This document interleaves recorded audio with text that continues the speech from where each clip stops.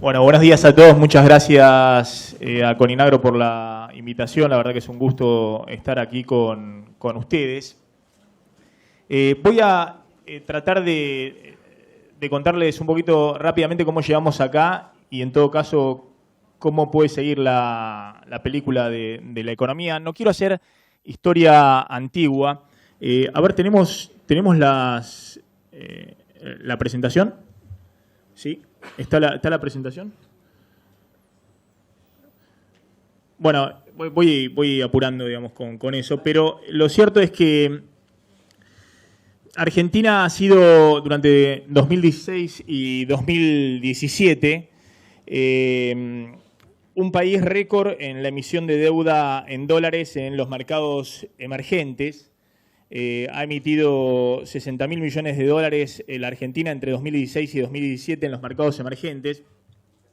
Para que se den una idea, eso es 3 veces más de la emisión de deuda de México y 6 veces más de la emisión de deuda en los mercados internacionales en dólares de Brasil. ¿Por qué se hizo semejante emisión de deuda por parte de la Argentina? Porque efectivamente había un déficit fiscal muy grande y un déficit del sector externo muy grande, que para simplificarlo eran 30.000 millones de dólares al año y en el gobierno anterior con el kirchnerismo eso se financió mediante la emisión de pesos para cubrir el déficit fiscal y con el uso de las reservas del Banco Central se cubrían los vencimientos de deuda y las obligaciones en dólares.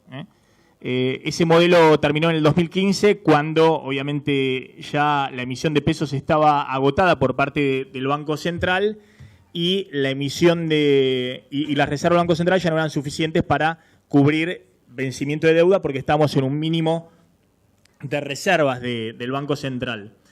El gobierno de Macri lo que hizo es reemplazar la fuente de financiamiento, levantó el cepo y abrió los mercados de capitales y de esa manera financió el déficit fiscal y sobre todo el déficit del sector externo, los 30.000 millones de dólares, con el endeudamiento público. Había distintas alternativas. La típica alternativa que tiene la Argentina para salir de estos grandes déficits del sector externo y el déficit fiscal históricamente ha sido las mega devaluaciones que licuaban el déficit fiscal y cerraban el déficit del sector externo, ¿no? Con un dólar muy alto se volvía al superávit comercial, no se viajaba al exterior y los argentinos dejaban de atesorar. ¿Tenemos las placas o no? No tenemos las placas. Bueno, imagínenselo. Vamos a hacerlo a capela esto, vamos a hacerlo a capela. Bueno, esa historia se termina muy sencillo. Lo que sí voy a ver si puedo usar las manos, digamos, para mí me gustan usarlas. A ver, ¿se escucha acá? Sí, entonces voy a usar las manos. Entonces, si no tengo la posibilidad de las placas, voy a usar las manos. Esa historia se termina muy sencillo cuando se acaba el financiamiento externo. Es decir, había una demanda estructural de dólares en la economía argentina que el gobierno decide financiar con el endeudamiento externo, más el ingreso de 10.000, 15.000 millones de dólares de capitales financieros que ingresaban a colocarse en el sistema financiero local, es decir, una oferta coyuntural de dólares que financiaron durante 2016 muy holgadamente, por eso crecieron las reservas del Banco Central, y durante 2017 ajustadamente esta demanda estructural de dólares de la economía argentina.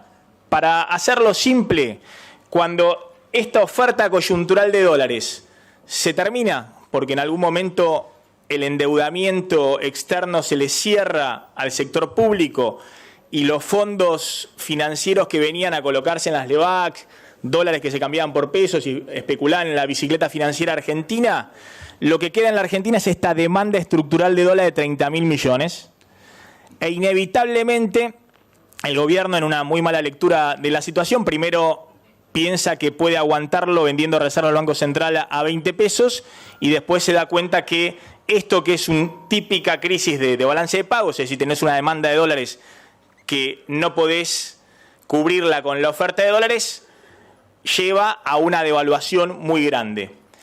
Y entonces lo que sucede es una pérdida de reservas de 13.000 millones de dólares de la reserva del Banco Central, que era el único que vendía dólares cuando tenías este desequilibrio muy grande en el mercado cambiario, de 13.000 millones de dólares hasta junio de este año, cuando se hace el acuerdo con el Banco Central, y ahí queda claro que fracasa el plan A que tenía el gobierno, que era justamente transitar con cierto crecimiento de la economía y financiamiento externo estos desequilibrios muy grandes, tanto fiscal como del sector externo. Y esto, en la visión del gobierno, si vos tenías financiamiento durante 2 o 3 años o 4 años de manera consecutiva, ibas a ir achicando sobre todo el déficit fiscal por el crecimiento de la economía, se iba a ir licuando ese déficit fiscal en el tamaño de la economía, y el déficit del sector externo iba a ir achicándose con algo que nunca se logró en la economía argentina, que es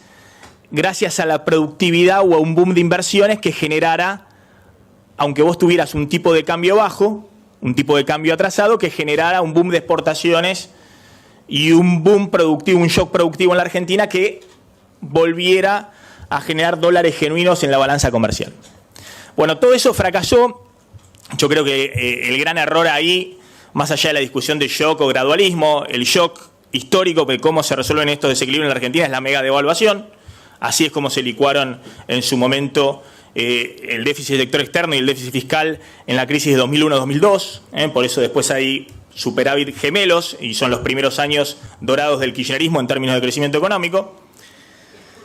Pero más allá de esa discusión o si podías efectivamente hacer un ajuste muy grande en el sector público para no depender del endeudamiento, una serie de cosas que son entelequias porque claramente la situación política argentina con el nuevo gobierno era muy difícil.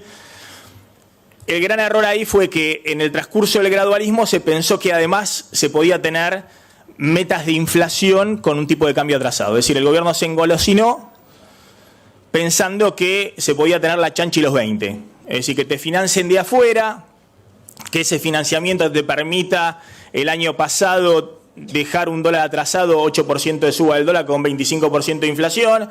Así había boom de venta de electrodomésticos, boom de venta de autos, reactivabas el crédito inmobiliario y te iban a seguir financiando, si bien el problema principal es que te crecía el déficit del sector externo. El problema histórico de la Argentina, y vuelve a ser hoy, es el déficit del sector externo. Hay países que tienen déficit fiscal más grande que la Argentina. Brasil tiene 8 puntos del PBI de déficit fiscal, todos los países latinoamericanos tienen déficit fiscal. El problema de la Argentina, de por qué no puede tener estos niveles de déficit fiscal, es que no tiene mercado para financiarlo en moneda doméstica. Brasil tiene un déficit fiscal mucho más grande que la Argentina, pero emitió solamente 10.000 millones de dólares de deuda en el mercado externo en los últimos 2 años. Argentina emitió 60.000 millones de dólares de deuda. ¿Cómo se explica eso? Bueno, Brasil cubrió su déficit fiscal emitiendo deuda en reales en el mercado doméstico. El problema de la Argentina es cómo se hace para cubrir estos déficits del sector externo. Bueno, plan A fracasó. Plan B fue, cayeron 13.000 millones de dólares de reserva del Banco Central, se va al FMI, de mi punto de vista apuradamente, pero bueno, se va al FMI por 2 motivos. Por un lado, para disipar los temores que hay en el mercado internacional respecto a que Argentina pueda pagar sus vencimientos de deuda en dólares, que son importantes, sobre todo la deuda de corto plazo, pero fundamentalmente con la idea de que ir con el FMI era alquilar credibilidad en Washington y que eso de alguna manera iba a recomponer el círculo del financiamiento externo. Es decir, se va al FMI no para usar los 50.000 millones de dólares de FMI, sino para recrear el círculo de que te vuelvan a refinanciar la deuda, de que los argentinos dejen de correr al dólar y que se equilibren estos desequilibrios, la demanda estructural de dólares con una oferta que había desaparecido. Ese era el plan B. Fracasó también. Es decir, cuando se va al FMI el 20 de junio, el dólar era 25 y había 12.000 millones de dólares más de reserva de la que hay hoy. Es decir, desde el acuerdo con el fondo, el dólar sube de 25 a casi 40 y las reservas del Banco Central siguen cayendo 12.000 millones de dólares más. Es decir, que en el transcurso perdiste casi 25.000 millones de dólares de reserva con los 15.000 que te puso en el medio el FMI para que hoy estés más o menos en el mismo nivel de como comenzaste, antes de la corrida. Caíste, los 15.000 de FMI, volviste a caer, estás más o menos lo mismo. Estamos en el plan C. El plan C era la receta típica del FMI, que en última instancia era la receta que el FMI aplica en todos los países del mundo cuando hay una crisis del balance de pagos, que es una mega devaluación, y fíjate de dónde podés sacar con esa mega devaluación para cerrar el déficit fiscal. En la Argentina son las retenciones. No me voy a meter ahora con el tema de retenciones y más estando acá, pero desde Krier Bacena con Onganía hasta la fecha, las recetas del FMI en la Argentina siempre fueron las mismas, digamos, devaluación con retenciones, que es la forma en la cual vos apuntás a cerrar el déficit externo con la devaluación y cerrar el déficit fiscal con recursos extra de recaudación de corto plazo. El plan C, con un dólar a 40 pesos, al FMI le empieza a cerrar más y por eso le da la autorización al gobierno para que, una cosa increíble que existía en el primer acuerdo con el FMI fracasado, que era que el Banco Central no podía intervenir vendiendo reservas porque tenía que mantener un piso mínimo de reservas. Algo absurdo en la economía argentina, digamos, porque se te descontrola el dólar cuando todo el mercado sabe que vos no podés intervenir. El piso de reservas netas era 28.000 millones de dólares. De las 51.000 millones de dólares de reservas que hay hoy, el piso era 28.000 millones de dólares. Las reservas netas hoy en la Argentina están abajo de 20.000 millones de dólares. Es decir que estamos pasadísimos la posibilidad de intervenir. Pero el FMI, ya con un dólar a 40, por eso siguió subiendo el dólar de 30 a casi 40, pero con un dólar a 40 el FMI considera que está bien intervenir porque puede ser un tipo de cambio suficientemente alto. Acá no tengo para mostrarles el gráfico, pero la idea es esta. El dólar real de la Argentina, el dólar a 40 de hoy en la Argentina, y no está muy lejos del dólar a 44 pesos que tenía Kirchner en mayo del 2003. Es decir, si el dólar de 3 pesitos uno le aplica toda la inflación que hubo desde el 2003 hasta hoy, para que ese dólar de 3 pesitos pueda comprar las mismas cosas, productos en la Argentina que compraba en el 2003 con un dólar, lo puedas comprar hoy, tendría que ser un dólar a 44 pesos. Es decir, que no estás muy lejos de ese dólar, que es el dólar más alto desde el 2003. Después el dólar fue cayendo. Es decir, que desde el punto de vista de la competitividad no es un dólar que esté alejado de lo que podríamos llamar un dólar real de equilibrio. De hecho, el dólar de Cristina en diciembre del 2007, cuando todavía había competitividad, es cierto que ahí se pegó con el boom de la soja, era un dólar de 35. Es decir, estamos con un dólar suficientemente alto. Y ese dólar ha empezado a ajustar parte del déficit externo, que es caída de importaciones y el turismo en el exterior. Para que se den una idea, dentro de y estos son los péndulos de la Argentina, el año pasado hubo 20.000 millones de dólares de atesoramiento de los argentinos, llevándose dólares al colchón. Los argentinos nunca creyeron en la política económica de Macri, pero no es que no creyeron en Macri o antes en Cristina. Ya la vieron siempre en la Argentina, de cuando hay inflación alta y el dólar queda atrasado, lo único que queda barato en la Argentina es el dólar, atesoran porque saben que en algún momento eso les va a proteger sus ahorros, su capital. 20.000 millones de dólares de atesoramiento y 11.000 millones de dólares de turismo, de la cuenta de servicios reales, gasto de argentinos en el exterior. El dólar a 40 te cierra los gastos argentinos en el exterior, te cierra el déficit de la balanza comercial, es decir, te desincentiva las importaciones, te puede también alentar un poco las exportaciones, pero fundamentalmente te encarece las importaciones. Lo que no está cerrando el dólar a 40 es el atesoramiento de los argentinos. Es decir, vos podés equilibrar la balanza comercial, equilibrar la balanza de servicios reales, el turismo, que no vayan mal los argentinos a Miami o a Chile a comprar. Pero acá la gran duda es si el dólar a 40 sirve para desalentar el atesoramiento de los argentinos y ya la fuga de los argentinos, porque también hay una parte de transferencia vía cable de dólares al exterior. El dólar de atesoramiento más alto que hubo en los últimos años, en la época cristina, era el dólar paralelo. Los argentinos corrían al dólar con el dólar a 15 y en el oficial a 9 o 10 pesos. Ese dólar a 15 traído a valor de hoy es un dólar a 35 o 36. Es decir, que ahora estamos incluso por arriba de ese dólar. Por eso yo siempre decía, ¿Por qué en el dólar 28? ¿Por qué el dólar en el 25 cuando el gobierno se quiso plantar en 25 pesos? ¿Por qué los argentinos van a dejar de correr al dólar si acá hubo muchos argentinos de clase media para arriba que corrieron al dólar en el paralelo con Cristina a 35, 36 del día de hoy? ¿Por qué consideran que todavía el dólar está barato? 25, 28, a 30 y demás. Con el dólar ya cerca a 40 es un dólar más alto, más caro que ese dólar.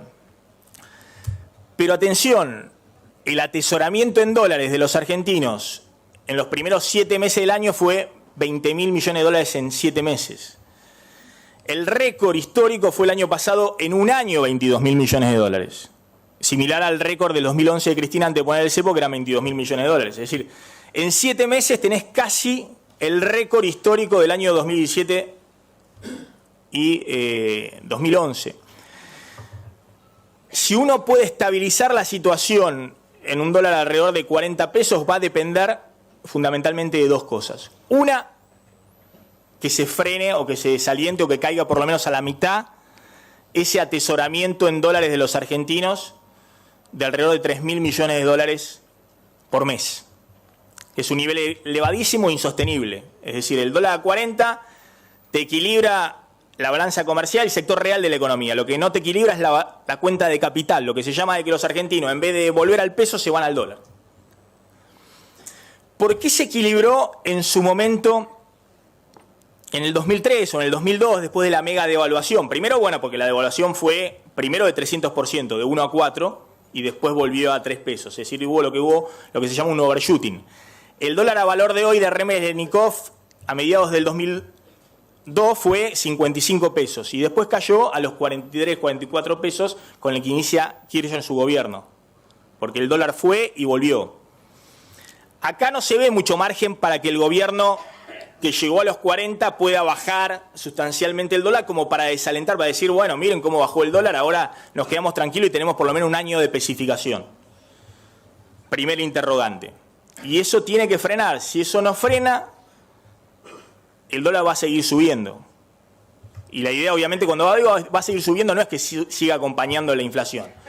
Eso es lo deseable, que se estabilice y que después siga acompañando la inflación para no tener nuevamente el esquema de atraso cambiario. Cuando digo va a seguir subiendo, es el peligro de que vuelva a los altos. El segundo tema fundamental es que hay una deuda en dólares muy de corto plazo que no está pudiéndose renovar y que esperemos que con el acuerdo con el fondo se garantice el vencimiento de toda esa deuda, que son las LETE que mencionaba Urtubey. Por ejemplo, hoy vencen 1.000 millones de dólares de LETES. Si no se puede renovar toda esa deuda, hay que pagar con 1.000 millones de dólares las reservas. Y eso genera, si caen las reservas en esa magnitud, más miedo en los inversores y menos posibilidad de que ingresen capitales. El problema es que el gobierno, en su afán, en su desesperación por renovar, porque el FMI le dice proteger las reservas, está ofreciendo 7% anual en dólares para la renovación, que es una tasa elevadísima. Es una tasa que, para que se den una idea, está bien, es una tasa que, para que se den una idea, Chile hoy se financia con una tasa del 4%, o Bolivia se financia con una tasa del 4% anual en dólares a 10 años. Argentina se está financiando con una tasa del 7% anual en dólares a 6 meses. O sea que la señal que vos envías aún renovando el 80 o el 90% de las LETE, el resto hay que pagarlo con las reservas, no es una señal buena. Por eso es urgente cerrar el acuerdo con el fondo para ver cuánta guita va a haber por sobre la mesa, cuántos dólares para cubrir los vencimientos de deuda.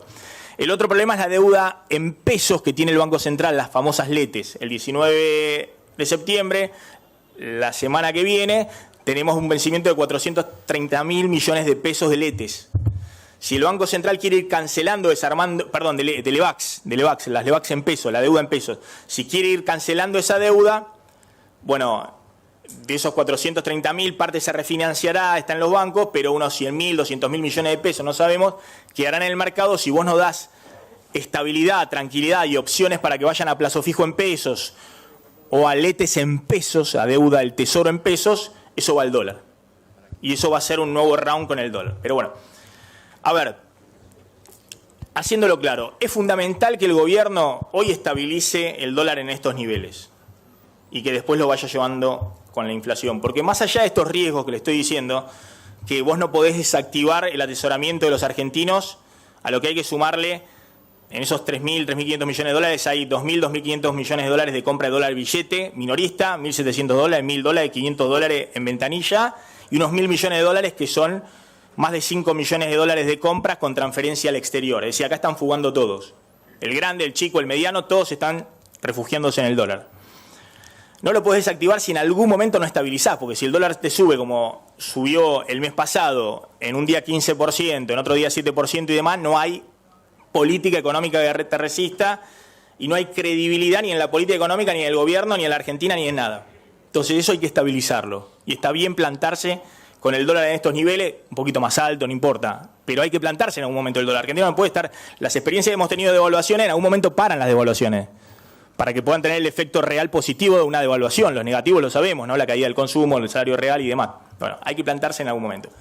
Pero además porque hay un riesgo que hoy no tenemos, pero como decía un economista, Rudy Dorbush, los fenómenos de la economía parecen muy lejanos, pero cuando explotan se desarrollan de una velocidad extremadamente rápida. Entonces nadie pensaba que podíamos tener en algún momento un dólar a 40, pero cuando entramos en la vorágine, pam, pum, pam, y llegamos hasta acá. Hubo en los últimos 5 o 6 días retiro de depósitos en dólares de los bancos. Hoy no hay ningún riesgo sobre los bancos, la gran diferencia del 2001, que hoy los depósitos en dólares de los bancos, la mitad está encajado en el Banco Central, están los dólares reales, y la otra mitad están prestados a exportadores, que cobran en dólares y en todo caso una devaluación no disminuye su capacidad de pago, sino que la mejora. Las empresas exportadoras con una devaluación están más fuertes. Entonces, no hay ningún riesgo sobre esos depósitos. Pero ese goteo que comenzó justamente por el dólar a los altos hay que frenarlo, porque ningún sistema financiero en el mundo está disponible para que vayan todos a buscar sus dólares a los bancos. Aunque esos bancos, la mitad están y la otra mitad van a estar. A Cristina le cayeron en su momento de 15.000 a 7.000 millones de dólares la mitad de los depósitos en dólar y no quebró un solo banco. Esto es algo muy mínimo hoy, pero la forma de desactivarlo son 1.000 millones de dólares en 5 días. Hay casi 30.000 millones de dólares de depósitos hoy, récord, pero hay que desactivarlo estabilizando la situación. 2 minutos finales, Maxi. En síntesis, vamos a la economía real. Si estabilizamos todo acá, este va a ser un año, como dejó trascender el Ministerio de Economía, y acá está pidiendo Urtubey porque se lo dijeron a los gobernadores, pero no se sabe bien el número que van a poner en el presupuesto, una inflación de 40-42%, como dijo el Ministerio de Economía, una caída de la economía del 2,4%, y el típico mecanismo en que la recesión en los próximos meses va a ser mucho mayor a ese 2,5%, porque había crecido la economía en el primer trimestre, o sea que vamos a ver caída de 5 o 6% promedio en los próximos meses del nivel de actividad, motorizado por un derrumbe del consumo. Yo podría decir, es la maldición de los años pares, digamos. Esto ha pasado en el 2014, pasó en el 2016, pasa ahora en el 2018, y siempre al año siguiente, 2015, 2017, la economía repuntó 2,5%, 3%, poquito, porque Argentina ya no da para crecer más, en términos de su productividad, de sus desequilibrios, pero por lo menos repuntó. Bueno, este no sería el caso hoy, porque aún estabilizando la situación, y hay que estabilizarla hoy acá, la proyección que tiene el Ministerio de Economía optimista para el año que viene es 0% de crecimiento y 25% de inflación. E insisto, son todas esas proyecciones estabilizando la situación acá. ¿Qué se requiere ahora sí, más que nunca, para que esto no se espiralice? Bueno, claramente hay que hacer un programa consistente, tiene que venir rápido el dinero del fondo, ya estás metido en el baile del fondo, no me voy a poner a discutir si era necesario o no, pero estás en el medio del baile, vos llegás a salir y es peor, estás en el medio del río, tenés que seguir braceando. Todo eso estamos de acuerdo y es necesario. Y eso tiene que ser pensado para generar credibilidad, más allá de los de afuera, adentro. Es decir, que los argentinos confíen en que ahora sí la situación se estabiliza y no sigan huyendo en manada despavorida al dólar.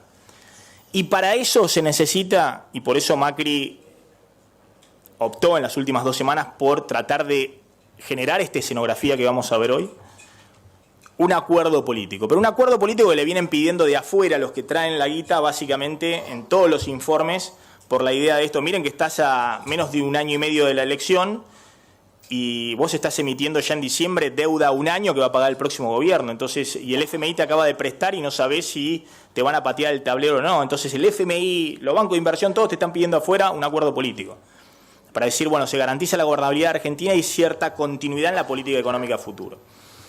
Pero yo creo también que es necesario un acuerdo político muy amplio, interno, para dar a los argentinos certidumbre en un año muy, muy complicado, donde viene una recesión fuerte, una caída del consumo fuerte, y un año electoral inédito en el cual un gobierno no se va a poder sustentar en el éxito de las variables económicas. Es decir, aún si hay una recuperación y no es 0%, es un poquito más, de ese 0% estamos hablando de un crecimiento del agro después de la caída y el derrumbe de este año, y el resto de los sectores, fundamentalmente el consumo, no se recuperan. Entonces, hoy más que nunca, la estabilidad económica depende del consenso y de la madurez política. Es decir, la cuestión esta que era un latiguillo, y no es solamente el presupuesto, porque como dijo Urtubey acá, el presupuesto es un dibujo, porque si no sabes si la inflación va a ser 25, 30, 40 o cuánto, todos tus ingresos fiscales que estás proyectando son un dibujo, más allá de la retención, el impuesto de los bienes exteriores, todas las cosas que se han acordado, ¿no? Entonces, el presupuesto es un primer paso. Después lo que hay que hacer es tratar de alguna manera de generar reglas de juego que se puedan cumplir. No estamos hablando de las reglas de juego a 10 años, sino que estamos hablando de las reglas de juego por los próximos 2 años, por lo menos, para tender un puente entre este gobierno y su reelección, o este gobierno y una alternativa que no signifique otra mega crisis en el horizonte en el 2020. Porque si esa crisis aparece en el 2020 con la posibilidad de un cambio drástico, se va a anticipar mucho antes en la elección o en la carrera electoral del año que viene.